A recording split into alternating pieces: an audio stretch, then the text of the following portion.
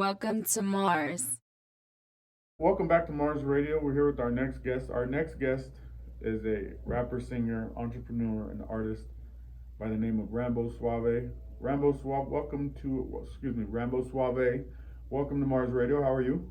I'm alright, man. Okay, cool. And where exactly are you from? North Las Vegas. Okay, so you're from Las Vegas. You live out here in California now? Yes. Okay, cool. So is that Vegas where you were born and raised? Raised. Okay. Where were I you was born? actually born in Fresno. Okay, you were born in Fresno, California. Yes. How old were you when you moved out to Vegas? Um, I say 6, maybe 7 years old. Okay, so you had a little bit of growing up in Fresno before you moved out to Vegas. Yes. And what do you think about when you think of Fresno, California? I think of like, I'm not gonna lie, when you say Fresno, the first thing that comes to my head is like Nick Arcade Okay. and Boomers. And I remember it's crazy like they don't have that no more. They don't have boomers anymore? Yeah, to my understanding. Oh, okay. We got one in Modesto. Yeah. Since I've been back to Fresno, Right. to my understanding, Boomers was closed. Okay, so what you think of when you think of Fresno? You think of boomers, right? Yeah. What do you think of when you think of Vegas? Vegas, like mafia. Mafia. Mob type Oh, culture. okay. You think of the Italians? That's all I think of. Like, Yeah. like when it comes to Vegas because of the casinos, how they you would get in trouble for like Yeah. playing them money or stuff like that. Right. It used to like old folk tales, coming up and out there. So that's really when I think of it. That's really all. And you said you're from North Vegas. Yes. Okay. Is there a difference between regular Vegas and North Vegas? Yeah, it's a complete difference. What's the difference? The major difference? It's a complete different jurisdiction. Like we have our own police, you know. So it's a different lifestyle? Yes. It's more residential, more. Is that where the base is? Excuse me? Is that where the base is? The base, like the Air Force base? Yeah, Nellis. Yeah, that's. Yeah. But they split it. No. Think about it. That's more east. More east. Yeah, that's more. But Las Vegas Boulevard. I remember when I was in like 7th grade, they split it into two. They split it into like two, the Sunrise Manor and then North Las Vegas. But at one point, that was all the North. That was all together? Yeah. Okay. All right. So what are the type of things that you got into growing up in Las Vegas? You said you moved there when you were 6. I'm sure that's where you became a young teenager. What kind of kid were you growing up? I'm not gonna lie. Like, I used to have this ducktail, right? I used to get bullied for it. Like, people used to pull on it. So I was always fighting. Like, soon as we touched down and we moved into a normal neighborhood, right? It was fights. A whole lot of fight. Yeah. And did you grow up with both of your parents? No, I just grew up once we left Fresno, it was just my mom at that point. So you just grew up with your mom? Yeah. And where was your dad at? He was still here in Fresno. Okay, so your dad stayed in Fresno when you and moms went to Vegas. And when you were in Vegas growing up as a young teenager, most of your friends had both of their parents with them, or they were single parent homes also? Yeah, most of them had both parents. Both parents? Yeah. Oh, that's cool. Yeah, I grew up with just my mom. And a lot of people that sit in these chairs and do these interviews, bro, they only got one parent. It's kind of crazy because I thought it would be more just living with moms, but a lot of people. Well, I'm not gonna lie though, like I was telling my one time, but this is 100% truth. Like, it was probably 2 or 3 dudes though, really one that and me and all my friends. Well, no, I'm not gonna lie. No, I'm not the only friend that didn't have his dad around, but the one friend, it had 2 friends that all our moms would let this one man discipline us. Like, he took us to school and stuff. Like, he couldn't hit us or nothing. Yeah. But he can get real rough with us. Keep you in check. Yeah, back in the day, because I'm older than you. Back in the day, the neighborhoods used to govern themselves. So if we were at a store or something and a kid was doing something wrong, an adult would just tell them, even if it wasn't their kid. Mm-hmm. Like, hey, you supposed to be doing it? I'm gonna tell your mama. And Mm-hmm. then they, oh no, and then they would, fix up real quick or whatever. But nowadays you can't tell shit. You can't even tell your own kid something nowadays. Yeah. All right, so you were getting into fights and stuff, and what other than that were you getting into besides that? Were you into the girls? Were you into sports? Were you into the books? Were you trying to stay on the block? What kind of kid were you? At first, to be honest, it was I was just trying to make friends. My mom wanted me to just go outside and make friends. You just trying to fit in? Yeah, that's all she wanted. Like, we moved and she wanted me to just meet new people and make friends, but. And how did the people from Vegas feel about you coming from California? Was there any I don't know. backlash there? I don't know. Because you were so little, huh? Yeah, I was real little. But my mom was like, she used to own a candy house, so. Oh, those are notorious. So everybody knew her. For sure. You know what I mean? And sometimes her candy house, she was so good at it, like, she had nachos, yeah, she had chips, chili dogs, all kinds of all that, like pickles, you get whatever Drinks. you want in there. So, but like, she was so good at it, one time she actually funded enough to support the whole neighborhood for fireworks and shit. So, like, after that, and we stayed in the cul-de-sac. Wait, so you were in the hood's good graces. Your mama was the cool one. She was just hustling. Yeah. And then sometimes she'd save her money. Like, she knew my friends, the ones I was real close with, because she was friends with their parents, She always tried to make sure we was all good. But, like, it's like, as we grew up, the fights, I was fighting. Like, she didn't necessarily know that some of them friends she was supporting, I wasn't supporting them at school, like, because we was falling out. Yeah. When she would send me outside, like, man, go outside. You're always in your room. Like, I don't want to go outside because I'm gonna get into it with them, like, So I'm just trying to stand, but that's when I like first really ventured off the porch. Like, I was like, so she wanted you outside, and you was like, man, outside is where it's gonna be cracking at. Yeah. And so we had this. Like, we used to stay by the community college in North CSN, and they got this big park where they host events at, like soccer practice. They have sometimes they have football practice out there, and just be a lot of people. The corpsman, you see the corpsman and everything out there, and they got like a little playground. So I just, instead of just kicking it in the cul-de-sac, like, I went outside of that, like, and then, but what we would do. Like, my cousin from Fresno moved to Vegas, and like, he always just took me on ventures. Like, man, come on, let's get dressed and go to the mall. Like, we ain't got no money. So I'm like, why are we going to the mall? Like, man, I'm finna teach you how to get some numbers. Like, you know what I mean? Like, get you a girlfriend. I was in like 8th grade. He was grooming the young player. So he was like, my pops really wasn't around to really tell me that. I'm just with my mom. Like, so, but this is my older cousin, so. After that, like, once me and him fell out, it was just that every day.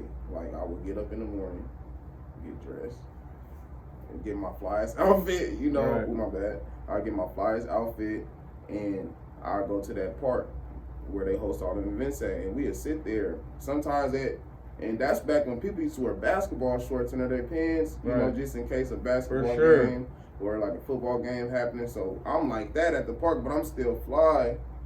But I'm like, I got my shorts just in case they want to play football. Right. The football players, like, this little street games is being held first thing in the morning. Yeah. But I'm out there 9 o'clock sharp, 10 o'clock. It's finna go down after 12 o'clock, maybe 3 o'clock. These teens finna start coming practicing, and all the girls my age finna be running outside. So now I'm solo, just bored, just trying to get numbers, like, and that's what it was all the way from 9th grade and up, like. Just growing up, like, doing that. And what age were you when you got into music? Like maybe fourth grade. 4th grade? By fifth grade, I was maybe like 10? By 5th grade, I was completely serious about it. You were completely serious about music by 5th grade? Yeah. What? It's How crazy. is that possible, bro? Cause You're saying you were more serious about music before Wayne. 4th grade, look, 4th grade, this will happen. Like I had a homie who we used to go to that dude house. I used to be able to discipline all of us and kick it with his son. But they had the boom box where you could record songs and put it on the tape. He's like, man, my dad got the radio, man, we finna record a song. You know, but we never knew how to do it. And then I was already just writing a lot. Like, my notepad, just writing, making little parodies. You know what I'm saying? Parodies of songs that's already made. I'm just writing. I was doing that at first, like, because, you know, like in class clown, like I'm just making everybody laugh because I really don't want to be there. I'm not stupid, but it's like I feel like I should. For some reason, I always feel like I should have been somewhere else. You know, so I'm sitting there writing them parodies in class, and then I'm presenting them in the moments where we have to do like makeups. You know, and the whole they take out a whole day so we could just make up work. I'm sitting over there presenting my parodies to everybody. I even got my teachers laughing though. You know what I mean? So. But in the midst of it, I still get my work done, so they was okay with it. You know what I mean? They was okay with me being like that.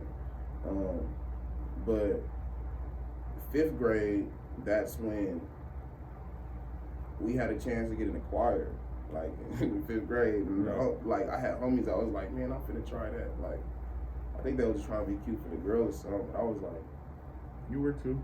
Man, you know, unconsciously. Come on. You know what I mean? What's wrong with that? I got in the choir and then they didn't make it, but I did though. Right. So like, you know, and I was like, that's when, you know, you want to make your parents proud and everything. Yeah. You know what I mean? So I'm 100% serious about it at that point.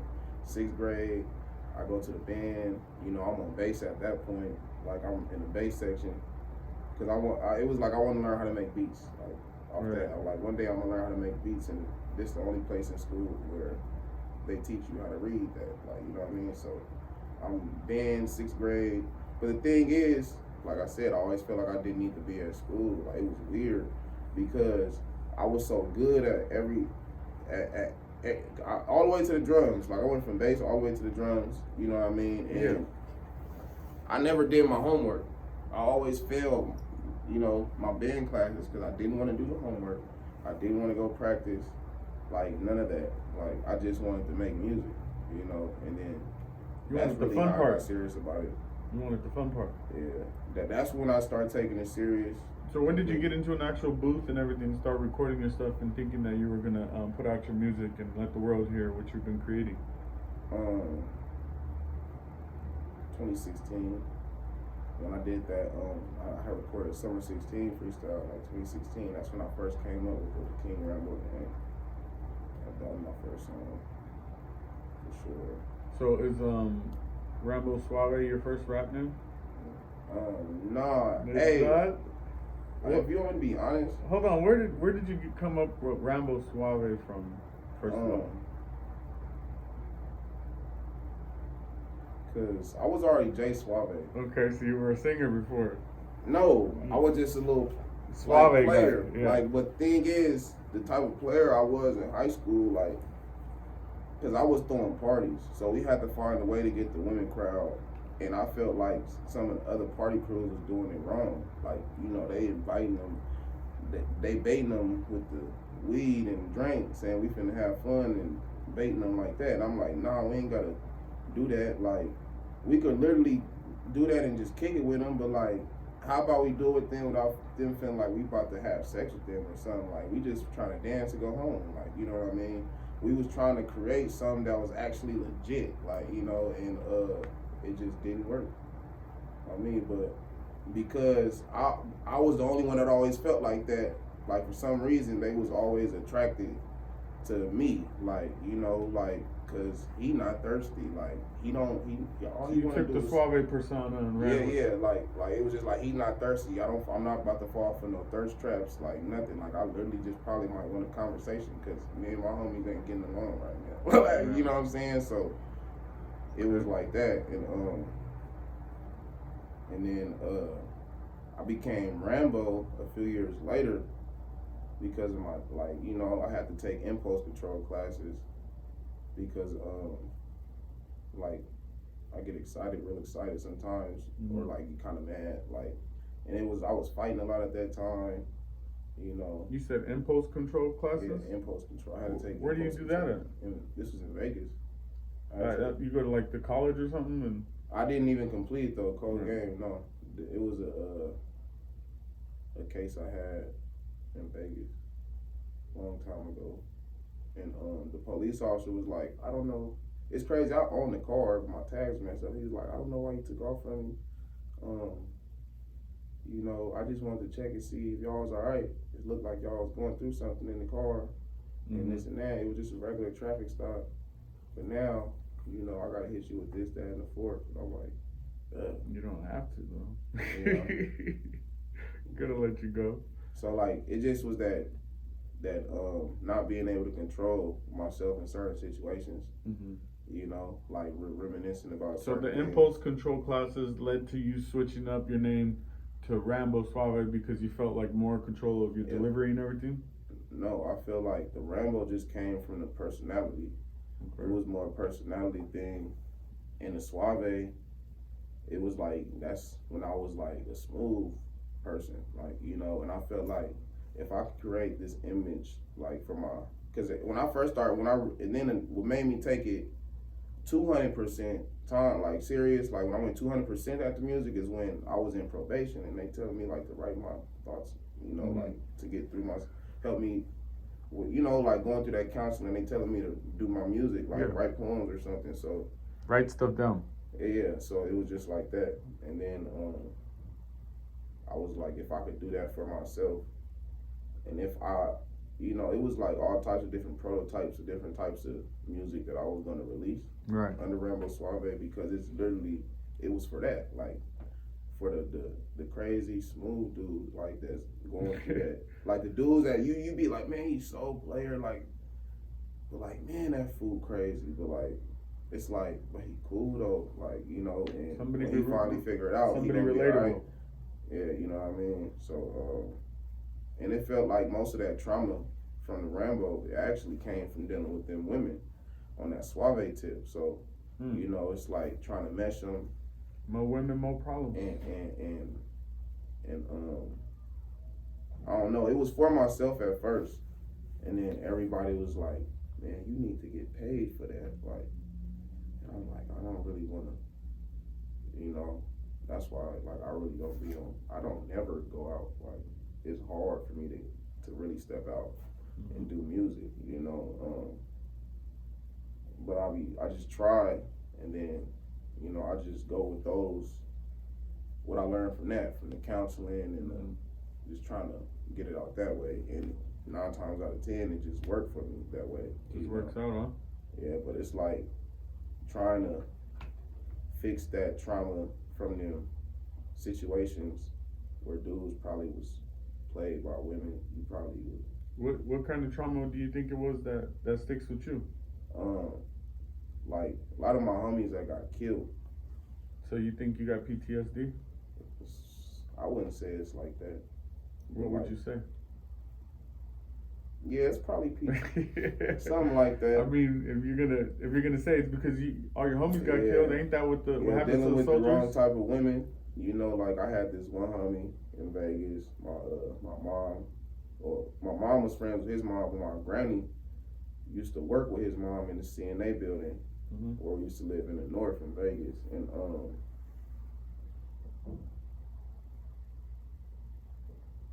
it was a situation with him and his woman, rumors, you know, allegedly. And then it's another situation with one of my older homies from the neighborhood, like,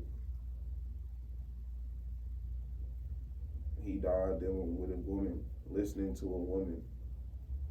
You know what I'm saying? Not taking his own advice. Like, this is a dude who wouldn't even come pull up on me because he was too busy in the studio. You know what I'm saying? And his woman told him, let's go over here with the other homie, and he decided to get in the car. And he never came back. So it's just like dealing with women, certain types of women in Vegas. Yeah. Like, that's where that real trauma come from, because it'd be like, dang, this what he was going through. Vegas is one of those places, man, it'll eat you up if you're not careful. Yeah. I'm sure you've seen it. Being from there, you've seen it time and time again. Vegas will eat you up. You'll either get into debt. It's a melting pot for sure. Yeah, it's a whole bunch of things that can go wrong in Vegas. Let people know how they can find you on Instagram and your YouTube, so they can look up some of your video and your music and stuff.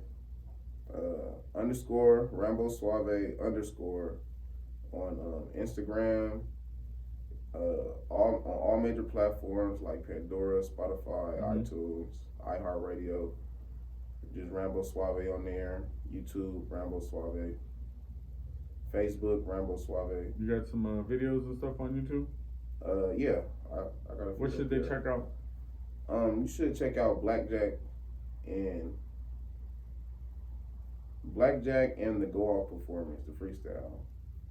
Okay. Sounds good. Well, thank you for coming in. Rambo Suave, it's Mars Radio, and we out. Yeah.